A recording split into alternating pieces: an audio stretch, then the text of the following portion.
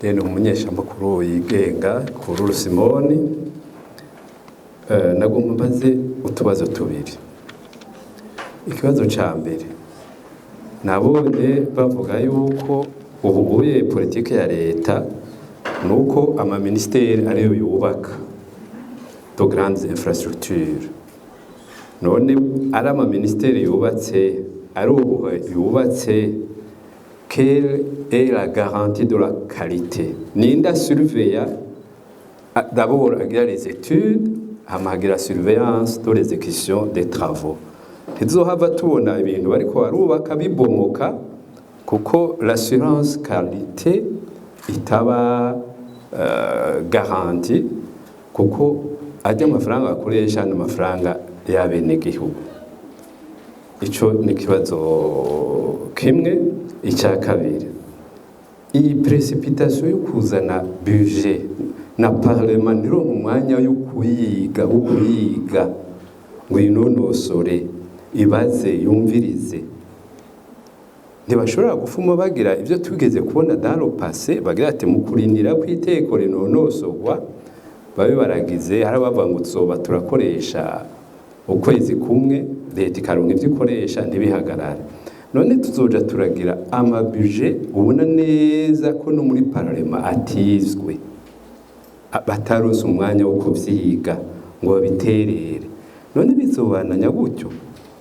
Icyanyuma directeur Maisha muri presentation nabonye akantu bace barengana gutyaye yuko PRB isigaye itwarirwa muri presidence. None BRB bigiye muri presidence hariho un ministre des finances, hariho un premier ministre, hejuru ro president yateza kuraba byose ko bitungana neza, ntihazo makosa abereye ku giti kiturirwa. Igiti kiturirwa n'umukuru w'igihugu. Igihe rero ingingo zifatirwa mu biro by'umukuru w'igihugu baramwugururiye, abandi bose bazomuhurirako kuko amakosa akozwe n'umukuru w'igihugu. Aho rero nashaka murayo muri gestion budgétaire murabe neza yuko tutariko turagira de dérapage. Intererano ya mbere nuko bariko bariga la loi budgétaire haba umwanya uboneka. Le ministère des Finances ijane le projet de loi à l'Assemblée nationale hasigaye n'amezi nk'abiri cyangwa 3 kugira ngo abantu n'abashinga amateka baronka umwanya ukubaza abo baserukira yuko iteko rya budget bariko barazana ari ryo, kuko nabonye nabyo yabicaye ko yiruka ibintu bihinduka muri loi budgétaire uze abenegihugu qui vont payer, les taxes vont augmenter. Il faut que umuparlementaire aronka umwanya wo kubona la loi budgétaire akaja no kuja kubaza abaserukira. Ntibagire kuvota negeze kubona bavota de loi le 31 décembre président Karara arasinya kugira ngo iteko risohoke nk'ubu uno munsi raba itariki tugezeko, kandi itegeko riteza gusinywa pour le 30 juin kugira ngo le 1er juillet turonke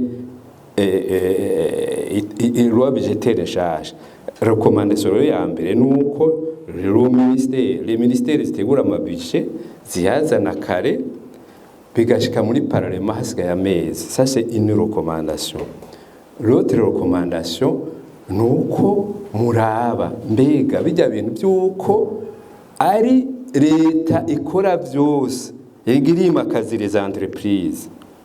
We uvuga ngo urarondera akazi k'abantu ugacuvuga ngo leta niyo yubaka.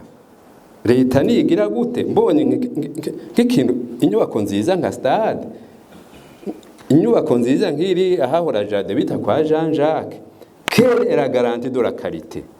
Abavyubaka bo vyonona naho bakirira amafaranga aho ukoresha isima ikenewe, isima ikaja kubaka ama etage yabo. Leta, quelle est la garantie? Est-ce que c'est assuré? Kuko deshane nkazijya teza kuba assurance, hateza kuba garantie décennale.